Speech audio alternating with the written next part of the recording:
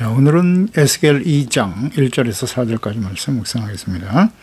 에스겔 2장 1절로 4절까지 말씀입니다. 말씀했습니다. 그가 내게 이르되 인자야 내 발로 일어서라 내가 내게 말하리라 하시며 그가 내게 말씀하실 때에 그 영이 내게 임하사 나를 일으켜 내 발로 세우기로 내가 말씀하신 자의 소리를 들으니 내게 이르시되 인자야 내가 너를 이스라엘 자손과 패역한 백성 나를 배반하는 자에게 보내노라. 그들과 그 조상들이 내게 범죄하여 오늘까지 이뤘나니 이 자손은 얼굴이 뻔뻔하고 마음이 굳은 자니라. 내가 너를 그들에게 보내노니 너는 그들에게 이르기를 주 여호와의 말씀이 이러하시다 하라. 아멘.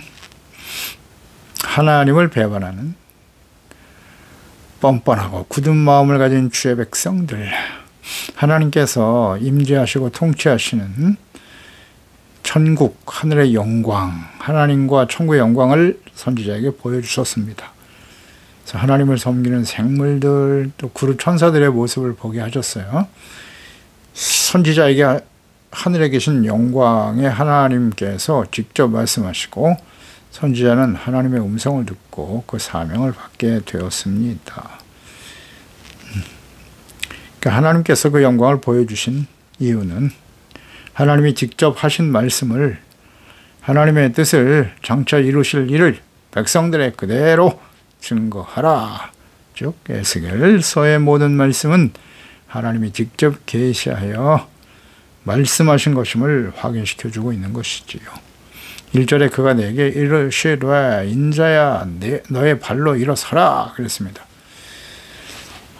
하나님께서 선지자를 인자라고 부르셨습니다. 이러한 호칭은 에스겔과 다니엘에 국한되어 사용하셨습니다. 다니엘에게는 딱 한 번 사용하셨는데요. 다니엘 8장 17절에 보면 그가 내가 선 곳으로 나왔는데 그가 나올 때에 내가 두려워서 얼굴을 땅에 대고 엎드리매 그가 내게 이르시되 인자야 깨달아 알라 이 환상은 정한 때 끝에 관한 것이니라 말씀하시죠. 여기서 인자라고 하는 것은 단순히 사람의 아들을 가리키는 경우와 하나님이시면서 또한 사람의 몸을 입고 오실 그리스도를 예시하는 의미로 구약 성경에 기록됩니다. 다니엘 7장 13절에 보면 내가 또 밤 환상 중에 보니 인자 같은 이가 하늘 구름을 타고 와서 이쪽부터 항상 계신 이에게 나아가 그 앞에 인도되매 이 인자는 장차 오실 그리스도의 모습이죠. 구약 성경에서 인자라고 하는 말은 아담 벤입니다. 그냥 사람의 아들이라는 뜻이죠. 그래서 에스겔에게 93번 호칭하셨는데요. 모두 전능하신 하나님의 위엄 앞에 연약한 존재인 인간을 가리키는 뜻으로 사용되었습니다. 그러나 신약성경에서 예수께서 자기 자신을 호칭하실 때 인자라는 말씀을 하셨습니다. 에스겔 선지자가 하나님과 천국의 영광을 직접 보고 경험하였으나 그는 단지 연약한 사람일 뿐임을 깨우쳐 주시려고 하는 하나님의 뜻이 담겨있는 호칭이라고 보겠습니다. 하나님의 아들이시지만 낮고 천한 연약한 인간의 몸을 입고 보내심을 받은 예수님께서는 항상 자신을 사람의 아들 인자를 강조하시면서 겸손히 하나님께서 주신 사명, 말씀을 전파하시고 가르치시고 병든 자를 고치시고 귀신을 쫓아내시는 사역을 감당하셨습니다. 겸손히 하나님께서 맡기신 말씀을 가르치고 증거하는 이 일에 충성하는 자가 되라. 그러니까 오늘날 우리가 하나님과 그 보내신 자 예수 그리스도를 알고 믿어 의롭다함을 얻고 영광스러우신 하나님의 자녀가 되는 일, 영원한 사망과 심판에서 영원한 생명과 구원을 얻게 되었고 영원하신 하나님의 나라를 상속받게 된 일은 놀라운 영광과 기적입니다. 이러한 은혜와 영광을 체험하였지만 언제나 예수님과 같이 겸손하게 경건함으로 근신하고 깨어 주님께서 주신 천국 복음을 전파하며 착한 행실로 빛을 발하며 주의 영광을 나타내는 일에 충성을 다해야 합니다. 내 발로 일어서라. 내가 너에게 말할 것이다. 그러니까 영광의 하나님을 목격하고 그 앞에서 두려워 떨며 엎드려 있는 에스겔에게 너의 발로 일어서라고 말씀하십니다. 이것은 단순히 앉았다가 일어서는 것이 아니라 하나님께 대한 경배의 태도죠. 그래서 이제는 하나님의 명령과 뜻, 즉 사명을 수행하기 위한 순종과 충성의 자세를 취할 것을 명하신 것입니다. 예레미야 1장 17절에도 보면 그러므로 너는 내 허리를 동이고 일어나 너에게 명령한 바를 다 그들에게 말하라. 그들 때문에 두려워하지 말라. 내가 그들 앞에서 두려움을 당하지 않게 하리라. 말씀하시죠. 허리를 동이고 일어나라고 말씀하십니다. 사명을 위해 헌신하고 충성하는 자세를 가져야 함을 강조하신 것입니다. 요나서 1장 2절에도 보면 너는 일어나 저 큰 성읍 니느웨로 가서 그것을 향하여 외쳐라. 그 악독이 내 앞에 상달되었음이나 하시니라. 요나 선지자에게 주신 사명을 감당하도록 일어서게 하신 것이죠. 결단하고 주님의 말씀을 듣고 순종하라는 것입니다. 다니엘서 10장 11절에도 보면 내가 이르되 큰 은총을 받은 사람 다니엘아 내가 내게 이르는 말을 깨닫고 일어서라 그랬습니다. 내가 내게 보내심을 받았느니라 하더라. 하나님께서 선지자들에게 말씀과 사명을 주시고 명령하셨습니다. 이는 곧 과거의 삶, 자신의 생각과 뜻대로 살았던 삶을 내려놓고 오직 하나님의 말씀과 사명을 위해서 새롭게 결단하며 순종하고 충성하라는 말씀이죠. 하나님의 은혜와 권능으로 구원받아 하나님의 자녀가 된 그리스도인들은 이전에 육체의 욕심을 따라 죄악 가운데 살았던 삶에서 일어나 하나님의 영광을 위해서 하나님의 말씀에 순종하는 경건하고 거룩하고 의로운 빛된 삶을 살아가며 천국 복음을 전파하고 그리스도의 증인이 되어 살아가는 삶을 위해서 결단하고 충성해야 합니다.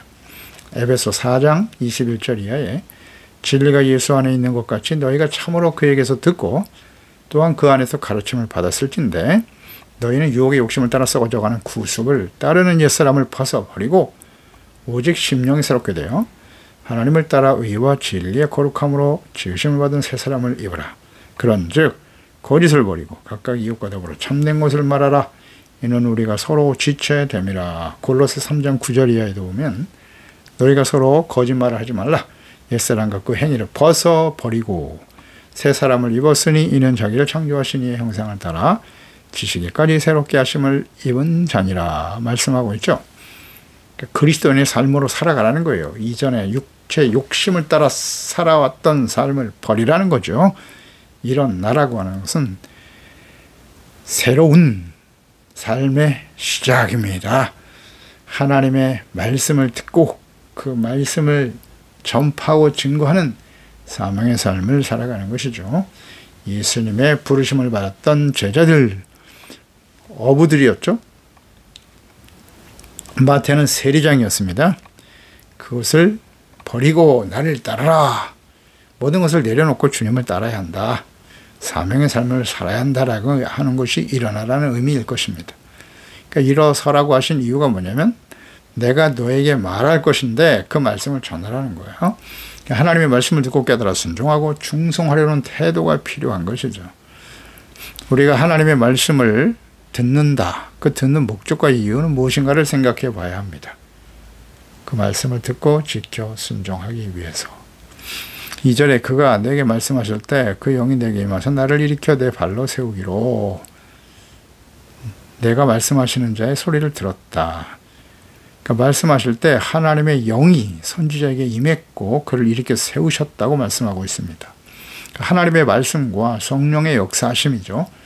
이는 에스겔의 사역이나 메시지가 하나님의 명령과 도우심을 통해 비롯된 것임을 보여주고 있습니다. 그러니까 하나님의 성령이 임하사 하나님의 말씀을 증거하는 사명을 감당할 수 있게 하실 것이고 오직 겸손히 성령의 도우심과 인도하심에 순종해야 함을 의미하는 말씀입니다. 그러니까 하나님의 아들 예수께서는 사람의 몸을 가지고 30년 동안 사셨고 요단강에서 세례를 받으시고 공생의 사역을 시작하실 때 성령이 그에게 임하셨습니다. 그리고 하나님의 영에 이끌려서 성령과 함께 사역을 감당하셨습니다.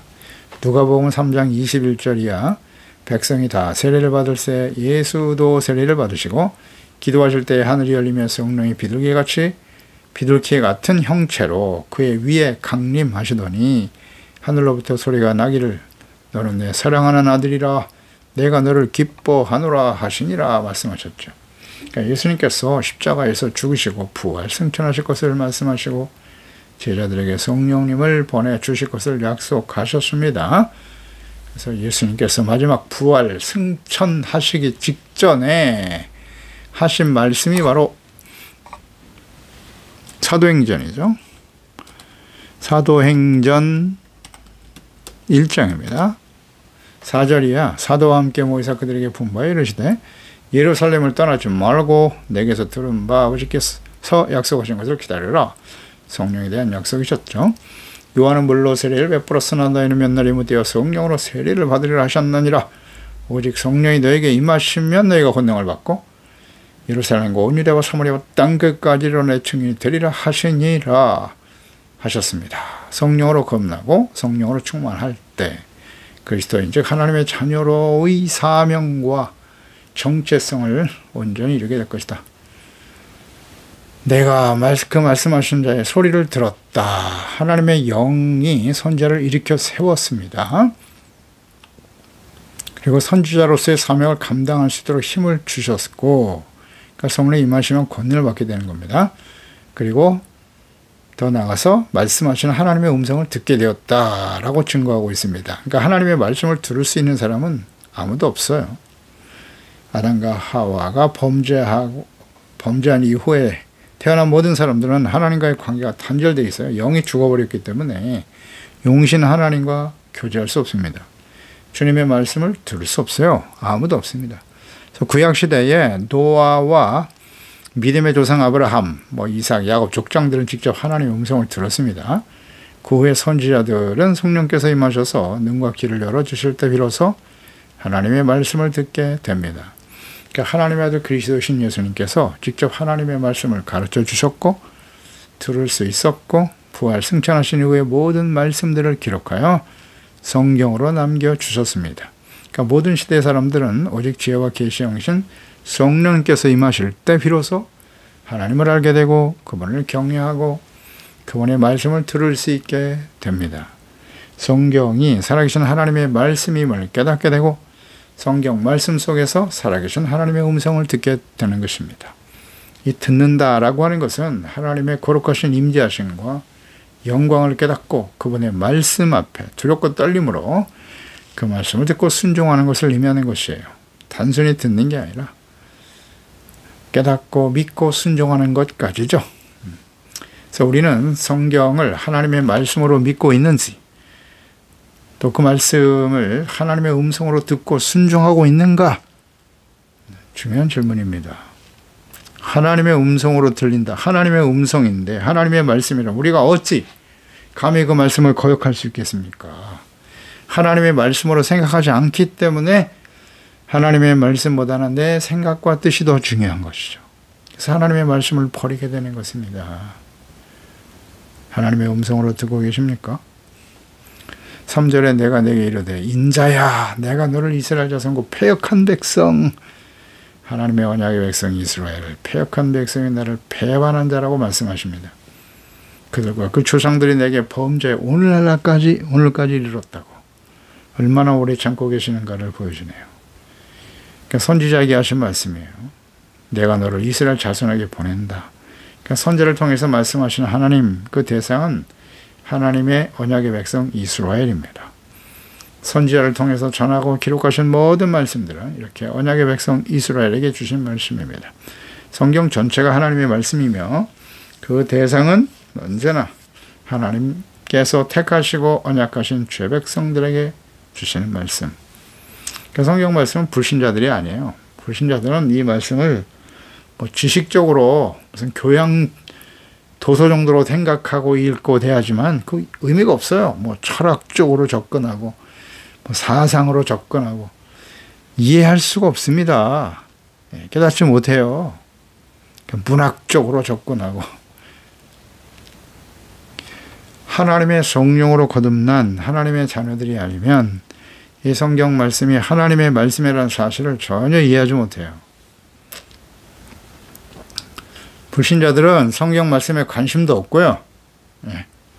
관심도 없어요. 절대 믿으려고 하지 않습니다. 믿을 수도 없어요. 그러니까 말씀과 성령으로 거듭난 하나님의 자녀들에게 주시는 말씀이기 때문에 그렇습니다. 아무나 성경을 읽고 듣고 깨달을 수 없습니다. 그래서 그 사람이 거듭난 하나님의 자녀인가, 성령으로 거듭난 자녀인가 아닌가는 무엇을 보면 알 수 있다? 말씀에 대한 태도입니다. 성경 말씀에 대한 태도를 보면 알 수 있습니다. 그러니까 선지자가 가서 말씀을 전해야 될 대상인 이스라엘, 언약의 백성들은 어떤 상태였습니까? 패역한 백성이라 하셨고요. 나를 배반한 자들이다. 패역하다라는 히브리어는 마라드, 반역한다라고 하는 의미예요. 그 뒤에 나오는 배반이라는 말과 같은 말이에요. 마라드. 이걸 계속 반복하고 계시네요. 그러니까 하나님께서 언약의 백성 이스라엘을 패역하고 하나님을 배반하는 백성들이다라고 하셨어요. 여기서 이제 패역한 백성, 이 백성이라는 히브리어가 고이라는 말인데요. 보통 하나님의 언약의 백성들에 대한 호칭은 암입니다. 암이라는 히브리어를 사용하는데 이방 민족과 백성들을 지칭하는 말이 고이입니다. 고이로 사용하셨는데 당시 이스라엘 백성들이 비록 하나님의 언약의 백성이었지만 실제로는 하나님을 알지 못하고 하나님을 무시하죠. 멸시하는 이방 사람들과 같은 상태다라고 말씀하신 거예요. 패역한 고이. 암이 아니라 고이라는 말씀을 사용하셨거든요. 그러니까 하나님의 백성들이 하나님과 말씀을 버리고 악을 행하면서도 하나님께서 보내신 선지자들의 말씀, 책망과 회개, 용서, 회복의 말씀을 전혀 듣지 않습니다. 이것은 이방인들과 같죠. 이방인들보다 더 악하죠. 악합니다. 이것 때문에 하나님은 탄식하셨어요. 오래 참고 기다리시고 꾸준히 선지자들을 보내서 말씀을 보내서 회개하고 돌아오면 내가 너를 용서할 것이라고 외치셨지만 이방인들보다 완악하고 악한 하나님의 패역한 백성들은 끝까지 하나님을 버립니다. 그래서 하나님은 징계하실 수밖에 없었던 것입니다. 그러니까 그들과 조상들이 내게 범죄하여 오늘까지 이르렀다. 그러니까 하나님의 백성들이 이방인들보다 더 악한 죄를 범하면서 끝까지 회개하고 돌이키지 않았다. 조상 때부터 그랬다. 조상 때부터 지금까지 계속된 일이었다라고 말씀하고 계십니다. 4절에 보면 자살은 이스라엘이죠. 뻔뻔하고 마음이 굳은 자다. 내가 그들에게 보내노니 그들에게 이르기를 주 여호와의 말씀이 이러하시다 하라. 선지자 개인의 말, 생각과 뜻을 전하는 게 아니에요. 하나님의 말씀이 이러하시다. 그러니까 패역한 이스라엘 백성들의 특성, 뻔뻔하고 마음이 굳은 자다. 이 뻔뻔하다는 히브리어 캐쉬입니다. 굳은 혹은 완고함을 뜻하는 말이에요. 뻔뻔하다, 완고하다, 고집이 세다. 그러니까 이스라엘 백성들이 진리에 대해서 너무 무감각하죠. 감각이 없어요. 죄책감도 없고 죄를 뉘우치거나 회개하기는커녕 오히려 죄를 짓는 것 당연하게 여기죠. 철면피한 모습을 보이고 있어요. 마음이 굳었다. 마음이 강팍한 사람들이에요. 하나님께서는 이 굳은 마음, 뻔뻔하고 완고한 태도를 바로잡기 위해서 징계의 채찍을 드실 수밖에 없었던 겁니다. 그래서 북이스라엘은 아수르에서 망하고 유다는 바벨론을 들어 심판하시고 징계하신 것이죠. 그러니까 예레미야를 통해서 선지자를 통해서도 계속 강조하셨습니다마는 유다가 북이스라엘보다 더 악하다 그랬어요. 더 악하다. 왜냐하면 히스기야 시대에 아사 왕과 히스기야 시대에 북이스라엘이 아수르에서 멸망을 당했어요. BC 722년. 그 이후에 바벨론에서 멸망을 당하는 유다 136년간의 기간을 하나님이 더 기다리시고 참고 인내하셨어요. 유다 백성들을 그만큼 기대하신 거예요. 회개하고 돌아와라. 북이스라엘이 어떻게 멸망하였는지 교훈을 얻고 하나님께 돌아오기를 136년을 더 기다리셨다고요. 그런데 그들보다 더 큰 악을 행하고 있었어요. 교훈 얻지 못하고. 참 하나님의 사랑은 끝이 없죠. 영원한 사랑입니다. 그래서 하나님은 결국 바벨론을 또 준비하셔서 이스라엘 백성들을 징계하신 것입니다. 하지만 하나님의 뜻은 재앙에 있지 않죠. 장래의 평안을 얻고 그들이 거룩한 하나님의 자녀 백성으로 회복되는 소망을 가지고 계시는 거예요. 그래서 징계 이후에 바벨론 포로에서 돌아올 것이다. 기간을 70년으로 정해 주셨죠. 징계하시는 목적이 아주 분명합니다. 바벨론 폴에서 돌아올 때 에스겔 36장에서 우리가 확인할 수 있습니다. 24절 27절에 보면 36장 돌아올 때 내가 너희를 여러 나라 가운데서 인도해내고 여러 민족 가운데서 모아들이고 고국 땅에 들어가서 맑은 물을 너에게 뿌려 너희로 정결하게 하되 곧 너희 모든 더러운 것에서와 모든 우상 숭배에서 너희를 정결하게 할 것이며 또 새 영을 너희 속에 두고 새 마음을 너희에게 주되 너희 육신에서 굳은 마음을 제거하고 부드러운 마음을 줄 것이다. 또 내 영을 너희 속에 두어 너희로 내 율례를 행하게 하리니 너희가 내 규례를 지켜 행할지라 라고 말씀하고 있거든요. 그러니까 징계하시는 목적은 아주 분명합니다. 그들이 아주 뻔뻔하고 완고하고 완악한 마음을 가지고 있거든요. 이건 채찍과 징계, 그들이 감당할 수 없는 시련과 환난을 당할 때 비로소 그 뻔뻔하고 완고하고 강박한 마음이 사라질 것이라는 겁니다. 하나님께서 징계하시는 목적, 새 영, 굳은 마음을 제거하는 겁니다. 교만하고 완고하고 아주 완악한 마음, 징계와 시련이 아니면 부드러운 마음, 착하고 좋은 마음으로 바뀔 수가 없어요. 그래서 부드러운 마음을 주시고 새 영을 너희 속에 주실 것이다. 그러니까 보세요. 이 말씀을. 부드러운 마음, 온유하고 겸손한 마음이죠. 또 내 영을 너희 속에, 하나님의 영을 부어주시는 이유와 목적이 뭐라고요? 내 율례를 행하게 하리니 내 규례를 지켜 행할지니라. 하나님의 말씀을 듣고 지켜 행할 수 있도록 하기 위해서 시련과 어려움을 허락하시는 것입니다. 잘 깨달아야 됩니다. 하나님의 마음을. 왜 우리에게 시련과 환난과 감당할 수 없는 위기와 고통의 시간들을 허락하실까요? 그때 우리는 어떤 생각을 하죠? 내가 어떻게 하나님을 섬겼는데 왜 나에게 이런 고통과 시련을 주십니까? 그런 질문하기 이전에 하나님과 말씀 앞에서 내가 어떤 모습으로 살아왔는가를 돌이킬 줄 아는 지혜로운 종들이 되어야 할 것입니다. 뻔뻔하고 완고하고 강팍한 마음을 가진 주의 백성들, 아무리 선자를 보내도 하나님 말씀을 전하고 회개하고 돌아오라고 말씀하시지만 돌이키지 않아요. 결국 멸망의 길을 가게 된 이스라엘, 유다 백성들 교훈을 얻어야 됩니다. 이것이 마지막 심판이 임박한 시대의 하나님의 자녀들의 특성이다. 선지서 계속 묵상하면서 우리가 깨닫는 바 아니겠습니까? 그 시대의 이스라엘 백성들이나 모든 시대의 하나님의 백성들이 다 그랬어요. 이스라엘. 하나님의 아들을 직접 이 땅에 보내셨는데 십자가에 못 박아버리는 거 보세요. 2000년이 지난 지금까지도 예수님을 그리스도로 인정하지 않는 저 완악하고 뻔뻔한 이스라엘 백성들을 보십시오. 오히려 예수 믿는 사람들을 지금도 박해하고 있어요. 쉽지 않습니다. 이방인 중에 구원받은 하나님의 자녀 그리스도인들 동일하죠. 그리고 이 시대는 이제 마지막이에요. 예수님의 절이니까 마지막 심판이 임할 시기이기 때문에 요한계시록의 말씀들이 더 완악하겠죠? 더 악한 모습으로 흘러갈 것입니다. 그래서 책망과 회개의 말씀을 들을 때 우리는 어떻게 반응하고 있나요? 듣기 싫어하고 돌이키지 않고 무관심하고 그 말씀들을 무시하며 살아가고 있지는 않습니까? 기도하겠습니다. 하나님 아버지, 하나님의 언약의 백성 이스라엘, 유다죠, 유다. 하나님께서 예레미야와 에스겔 선지자를 통해서 끊임없이 외치고 계십니다. 너희들이 북이스라엘 우상 숭배하며 금송아지 우상으로 시작해서 마지막 시드기야 왕 시대까지 한 사람도 회개하고 돌아오지 않아요.